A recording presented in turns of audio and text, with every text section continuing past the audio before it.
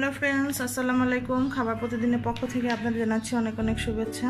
আজকে যে রেসিপিটি আমি আপনাদের জন্য তৈরি করব তা হলো বাদাম মটরশুঁটির পোলাও। তো আশা করি রেসিপিটি আপনাদের ভালো লাগবে। এখানে আমি 1 কেজি পোলার চাল নিয়ে নিয়েছি। এভাবে ভালো করে ধুয়ে আমি একটা চালনি এভাবে ঝরিয়ে রেখেছি পানিগুলো। এরপর দিয়ে দিচ্ছি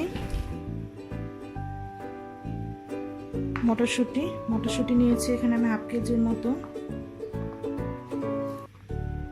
দিয়েছি কাঠবাদাম কুচি, পেস্তা বাদাম কুচি কিছু, কিশমিশ, কাজু বাদাম কিছু।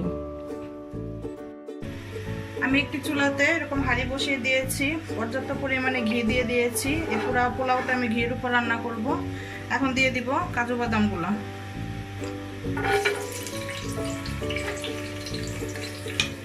কাজু বাদামগুলো আমি ভালো করে একটু ভেজে নিব।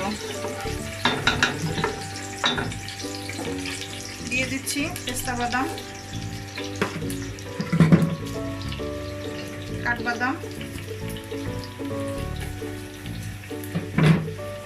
এখন আমি সামান্য একটু লাল করে ভেজে নিব।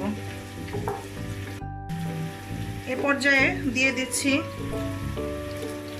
লবঙ্গ 3-4টার মতো আর গোলমরিচ 3-4টার মতো। আমার বাদামগুলো ভাজা হয়ে গেছে। এই পর্যায়ে আমি দিয়ে দিব চালগুলা।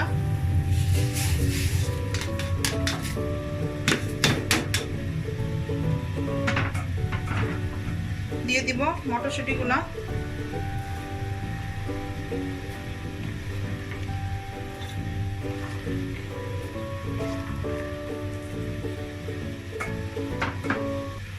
চালগুলো ভালো করে এখন ভেজে নিব। চালগুলো ভাজা পর্যন্ত এখন অপেক্ষা করব। আমার পোলাওটা এখনো ভাজা হয়নি, তো এই পর্যায়ে আমি অর্ধেক ভেজেছি। দিয়ে দিব স্বাদ মতন লবণ, দিয়ে দিচ্ছি 10-12টার মতো কাঁচামরিচ। তো এখন আমি আবার একটু নেড়ে চেড়ে নিব। আমার পোলাওটা ভাজা হয়ে গেছে। এখন আমি পানি দিয়ে দিব আন্দাজ মতো। সনসন আওয়াজ করছে, তার মানে পুরো পোলাওটা ভাজা হয়েছে, কালারটা খুব সুন্দর এসেছে। তো এখন আমি দিয়ে দিব পানি। আমি এখানে গরম পানি নিয়েছি।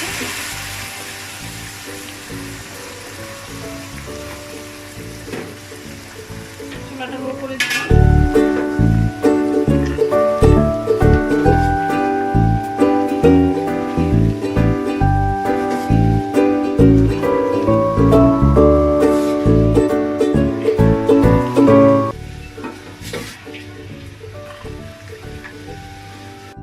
আমার পানি দেওয়া হয়ে গেছে।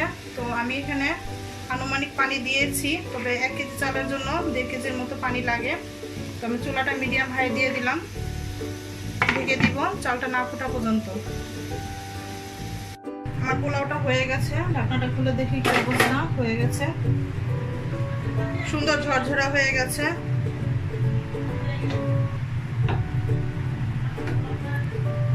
এখন আমি যে কিশমিশগুলো রেখেছিলাম ওগুলো দিয়ে দিচ্ছি। দিয়ে ভালো করে একটু মিশিয়ে দিব।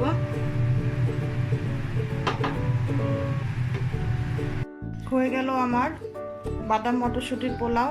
আশা করি রেসিপিটি আপনাদের ভালো লেগেছে। যদি ভালো লেগে থাকে তাহলে অবশ্যই আমাকে লাইক, শেয়ার, কমেন্টস করবেন। আমার চ্যানেলের আপডেট পেতে আমাকে সাবস্ক্রাইব করবেন। সাবস্ক্রাইবের পাশে বেল আইকন বাটনটি ক্লিক করবেন। আজকে এই পর্যন্তই। আল্লাহ হাফেজ।